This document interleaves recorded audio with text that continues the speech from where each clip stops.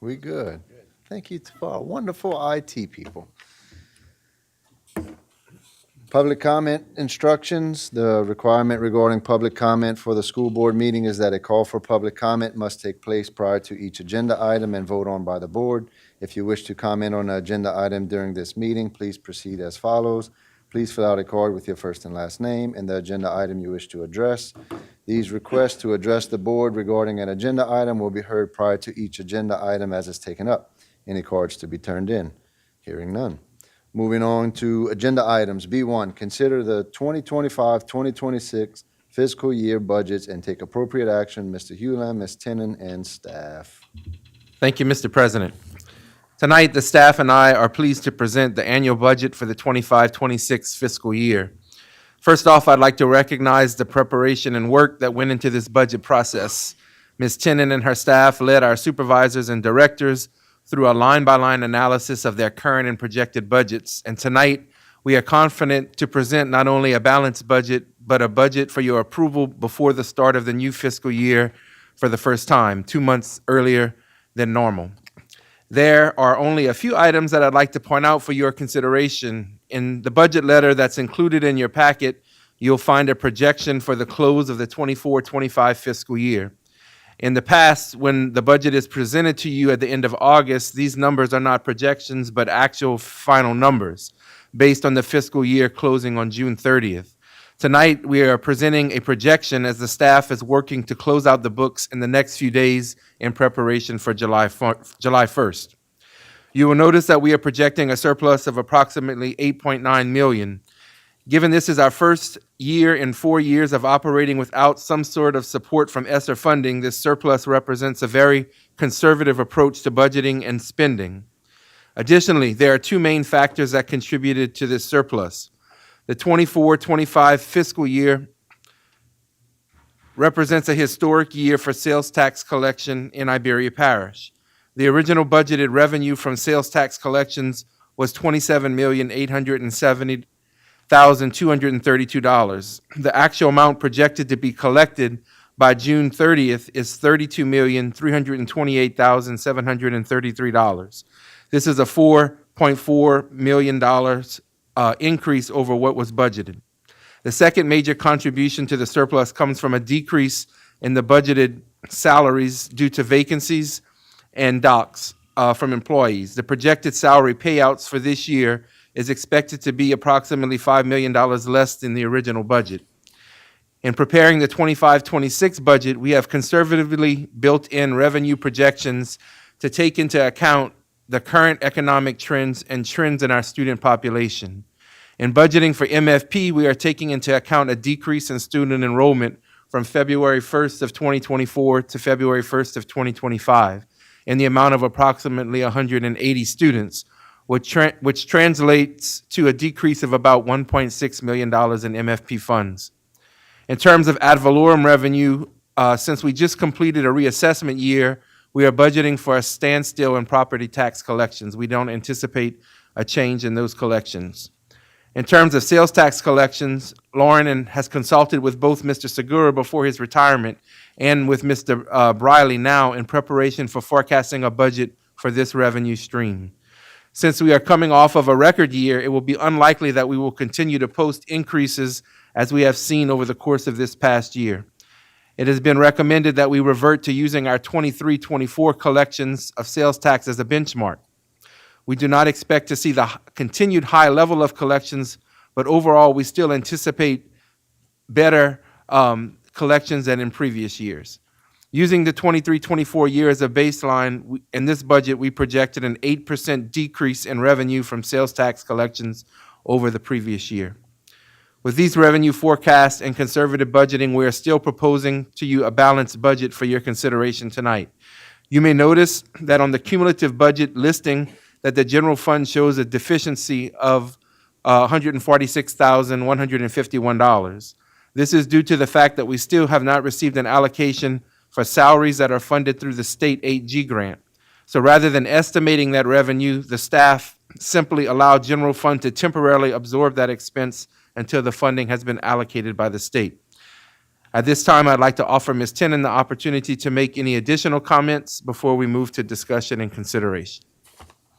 Thank you, Mr. Hewlin. I just want to extend a sense of gratitude and thankfulness for my staff. They are sitting behind me. Well, half of them are. 2 of them are out on sick leave right now. But without them, this book wouldn't be possible. I would just like to introduce them really quick. Ty Giat, he is in charge of our school activity funds, early childhood, and Carl Perkins. Casey Burke is general fund, and she helps out with Fund 25 and health insurance as well. And not present is Erin Edwards. She's on sick leave. She's in charge of Fund 15, 19, 81, and 94, and she assists Ty with school activity funds.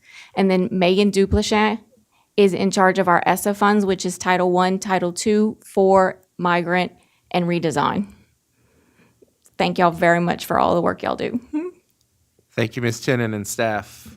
Really, it was a remarkable summer, and I'm surprised that we pulled it off, starting so much earlier. It is a new process for us, but I think we're in a much better place than we have been in the past. So thank y'all. Thank you, Mr. Hewlin.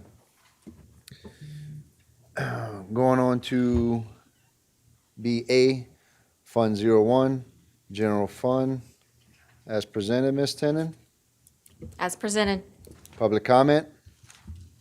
Hearing none. Motion? Moved by Dana Dugas, second by Reverend Alexander. Questions from the board? Hearing none. Please vote.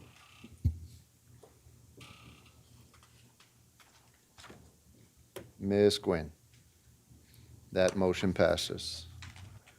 Moving on to B, Fund 15, 50% of the three-quarter cent sales tax bond and utility, as presented. Public comment? Hearing none. Motion? Moved by Mr. Danny Segura, second by Reverend Alexander. Questions from the board? Hearing none, please vote.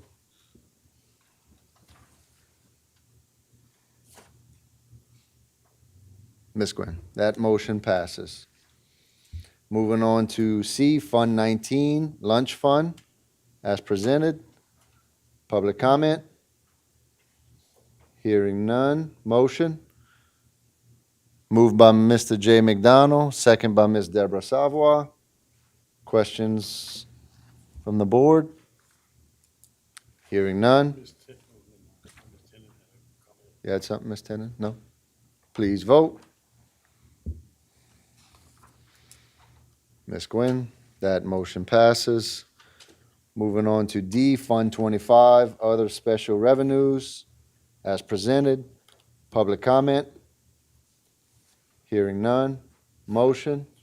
Moved by Mr. LeBlanc, second by Ms. Charpentier. Discussions? Hearing none. Please vote. That motion passes. Moving on to E, Fund 30, Title I, as presented. Public comment? Hearing none. Motion? Moved by Ms. Deborah Savoy, second by Ms. Nursey McNeil. Board discussion? Hearing none. Please vote. Ms. Gwynn, that motion passes. Moving on to F, Fund 34, Title II and Title IV, as presented. Public comment? Hearing none. Motion? Moved by Danny Segura, second by Ms. Deborah Savoy. Board discussion? Hearing none. Please vote. Ms. Gwynn, that motion passes. Moving on to G, Fund 37, Migrant, as presented. Public comment? Hearing none. Motion?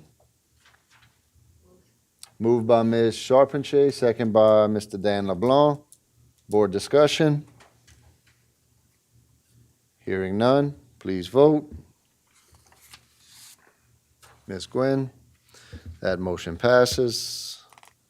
Moving on to H, Fund 40, Special Education Federal, as presented. Public comment? Hearing none. Motion? So moved. Moved by Mr. Dana Duga, second by Ms. Nursey McNeil. Board discussion? Hearing none, please vote. That motion passes. I, Fund 50, Carl Perkins Vocational Education, as presented. Public comment? Hearing none. Motion, moved by Mr. Dana Duga, second by Reverend Alexander. Board discussion? Hearing none, please vote. Ms. Gwen, that motion passes. J, Fund 60, Federal Programs Other, as presented. Public comment? Hearing none. Motion? Moved by Mr. LeBlanc, second by Mr. McDonald. Discussion by the board. Mr. Mayu. Had just a couple of short questions. Yes, sir. All these ESSER funds, almost $9 million. So we're not going to have these funds in the next coming budget year. Exactly what goes away that those funds used to pay for? Are there any particular ones? Well, I mean, there's a list, there's 2 pages of detail, and the budget goes from $9 million to zero. So what this used to pay for, do all those services go away, or are they being performed elsewhere, or? There are several, things that were being paid for by Esther. Some were purchases that we made, as new textbooks, cleaning supplies, things that were put into our schools, that were non-consumable, things that we added throughout the grant. Some of them were salaries that people that we added that we moved into different funding sources, such as our Title I for our master teachers. But everything that was added, we either found another place for it, or it was something that was temporary that was needed for the pandemic. Either, it was additional tutoring for kids or things that were permissible during the pandemic that is no longer needed. But everything that was of value has been reallocated into our other federal funding sources or discontinued. But we've been preparing for this for several years because we knew that funding was limited. So we strategically, picked things that we spent and over the past years, all of those things were brought before the board when we made ESSER purchases. And, the board was notified that, these purchases were being made with ESSER funding, and this is a non-recurring funding source. And so a lot of it were one-time purchases that we utilize that money for. But the reflection in this year's budget is showing that federal funding stream is no longer in there, and it was in the last year's budget. Ms. Tennant, you want to add anything? That's right. It's just to show that it was part of the 4-5 fiscal year, and it is no longer being utilized. The funding has expired through the state and the federal government, so now we're showing a zero balance for those funding sources. But I guess the crux of my question is, in order to go from $9 million to zero, is there something we're not going to do?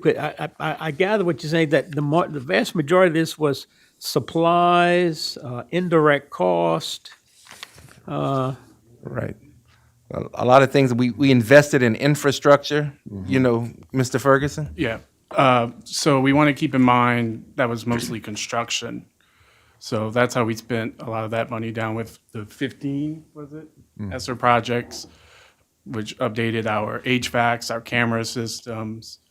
So the roofing, The generator that's The out in the generator. parking lot, the buses that we purchased for our schools. So The while we had the money, we took advantage and we, The new speaker system? yeah.